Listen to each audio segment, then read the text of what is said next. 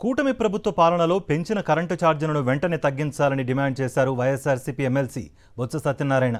తుఫాను కారణంగా పంటలు దెబ్బతిని నష్టపోయిన రైతులను ఆదుకోవడంలో కూటమి ప్రభుత్వం విఫలమైందని ఆయన విమర్శించారు. వచ్చే నెల 3వ తేదీ లోపు ఫీజు రియంబర్స్మెంట్ ఇవ్వకపోతే ఉద్యమిస్తామని స్పష్టం చేశారు.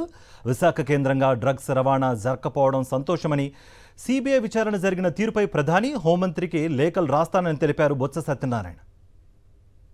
ఈ మధ్యకాలంలో తుఫాన్లు వచ్చాయి, అకాల వర్షాలు వచ్చాయి. పంట చేతికి వచ్చిన సమయంలో, కోతలు జరుగుతున్న సమయంలో కోస్తా జిల్లాల్లో ముఖ్యంగా వర్షానికి ఆ పంట అంతా కూడా తడిచిపోవడం, దాంతోపాటు ప్రొక్యూర్మెంట్ ఏదైతే ధాన్య సేకరణ చేస్తారో ప్రభుత్వ విధానం సరిలేకపోవడం వల్ల వాళ్ళు ఇబ్బందులు పడుతున్న నేపథ్యం పత్రికలో కూడా వచ్చాయి.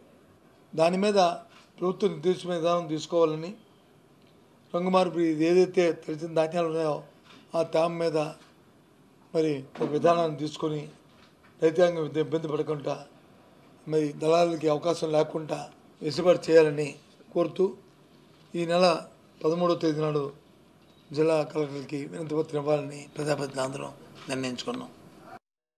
రాష్ట్ర వ్యాప్తంగా ట్రోప్ ఛార్జీ అనే పేరు మీద సుమారు ఈ నెల అయితే 58 పైసలు, వచ్చే నెలలో అయితే ₹5, ఆ పై వచ్చే నెలలో అయితే ₹20.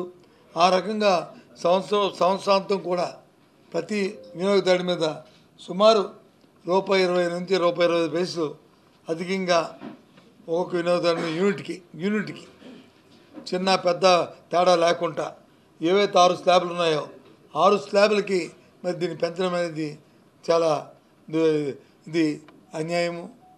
ప్రభుత్వమే దాన్ని సర్దుబాటు చేయాలని, ఇచ్చిన ఆర్డర్ని మరి రోల్ బ్యాక్ చేసుకోవాలని మరి డిమాండ్ చేస్తూ అన్ని జిల్లా ఎస్సీ ఆఫీసుల దగ్గరికి వెళ్ళి వాళ్ళకి వినతిపత్రం ఇవ్వాలని మరి నిర్ణయించాం.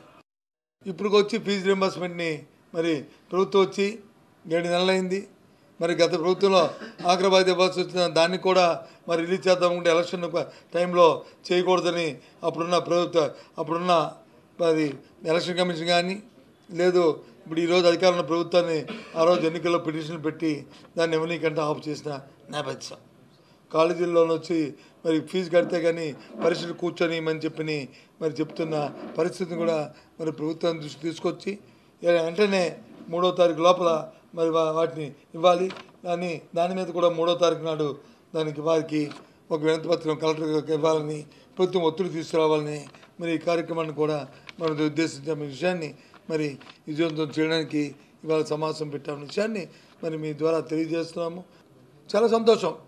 మా విశాఖపట్నానికి వచ్చిన మచ్చ ఇక్కడ డ్రగ్స్ని ఇక్కడ నుంచి ఈ పోర్ట్ నుంచి వెళ్ళట్లేదని విషయం తెలియచెప్పడం నుంచి చాలా సంతోషిస్తున్నాం.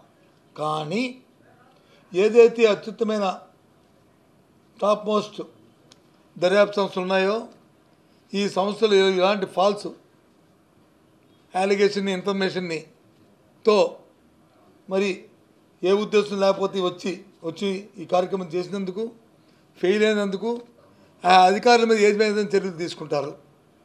ఎంత నేషనల్ వేస్టు, ఎంత టైం వేస్టు, అంత వేగ్గా, అంత సబ్స్టాండర్డ్గా ఆ సంస్థలు వచ్చి పనిచేస్తున్నాయంటే మాకు ఆశ్చర్యంగా ఉంది. మన దేశం పరువు ఏం కాను, ఇంటర్పోల్ పరువు ఏం కాను, సిబిఐ పరువు ఏం కాను, గరుడ ఆపరేషన్ తాలూకు పరువు ఏం కాను. కాబట్టి దీనికి సంబంధించి ఎవరైతే దీన్ని ఈ విధమైన ఇచ్చారు వాళ్ళ మీద చర్య తీసుకోవాలని రేపు కేంద్ర మంత్రి గారికి, మన అమిత్ షా గారికి, హోంమంత్రి గారికి రేపు ఇంకో లేఖ కూడా రేపు రాస్తున్నాం.